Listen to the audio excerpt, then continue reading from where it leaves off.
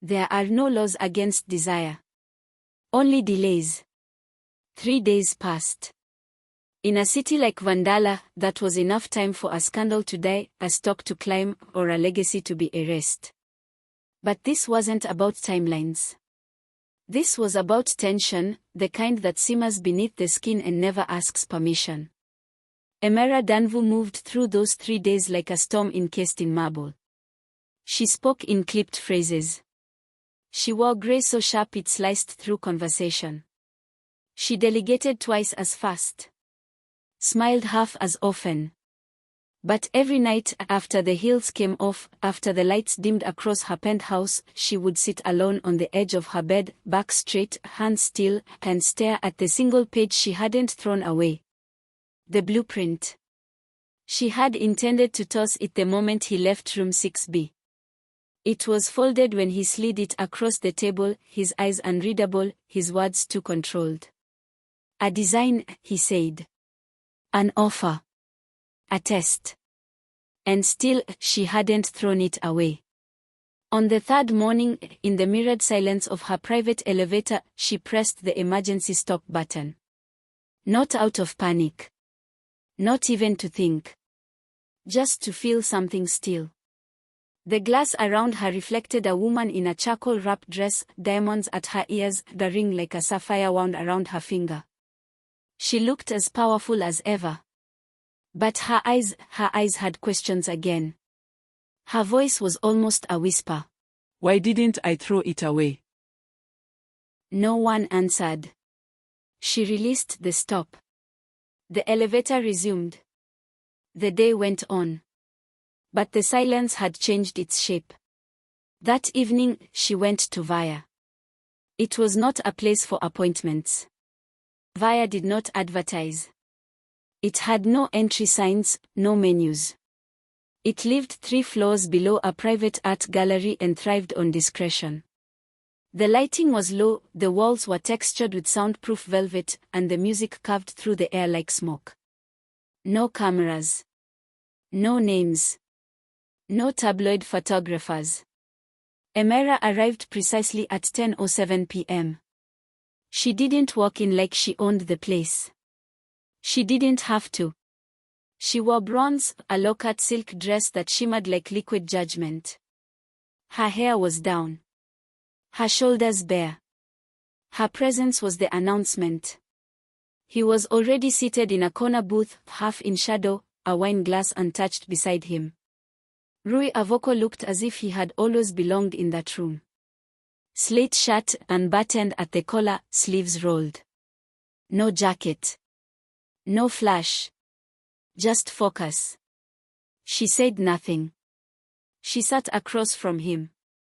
For 4 minutes, there was only the sound of jazz, of 2 glasses sweating under candlelight, and the breath of a city pressing against the underground walls. When she finally spoke, it was to answer a question he hadn't asked. You offered control in the shape of collaboration. She said, her tone level. That's either genius or you're still trying to own what you couldn't keep. His smile barely moved. I never tried to own you, he said. only to outlast you. The silence that followed was not awkward. It was elegant. Inevitable. Between them lay a sealed document folder. It held her notes. Her edits. Her counter-proposal. A non-disclosure she didn't expect him to sign. He didn't touch it. Why now? He asked. She raised her glass. The wine caught the light. Deep red. Almost black. Because I know how this city works. She said. And I know you. Which means I know the worst mistake I could make is underestimating what you'll do next. He didn't blink. She continued. You want to build something that can't be reversed. That's not business. That's a message. You used to believe in messages, he said softly.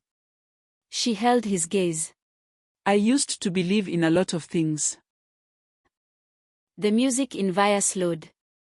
He finally reached for the folder. He didn't open it. He just let his fingers rest on its cover. You haven't lost your curve. He said, nodding at the design, the original one, the version untouched by committees and fear. She glanced down. The lines were fluid. Vertical glass framed by soft spirals and unexpected open space. A public garden built into the base. Transparency and ambition in the same breath. He had remembered what she used to design before she learned to strip beauty out of proposals so men in tailored panic could approve them. Why that design? She asked. He answered without hesitation.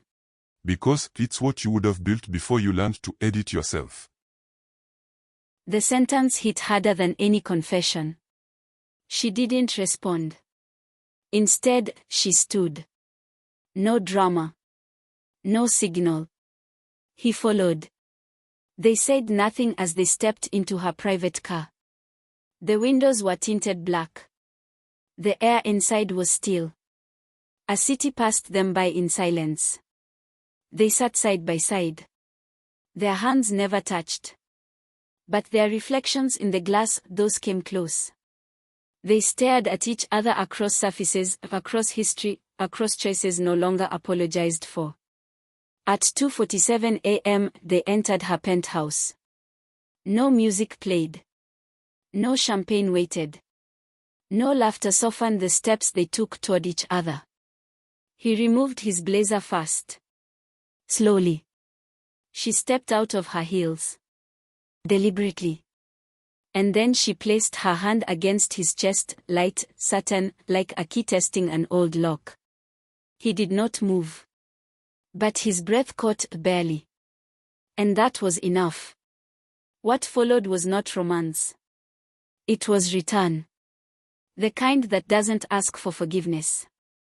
The kind that doesn't need clarity. The kind that recognizes its own ruin and steps forward anyway. They kissed like exiles, finally finding the country they were banished from. They did not make love. They made history again. He slept. She did not. She walked barefoot across the marble floor of her penthouse, the same way she had days ago, except slower now, more thoughtful, less armored. She poured black coffee into a white ceramic cup. Outside, the city waited beneath early light. The clouds had broken just slightly. On the table near her hand, the blueprint lay open, stained with wine. In the corner of the page, someone, not her, had written something in red ink. You haven't lost your curve. She looked down at the words. Smiled.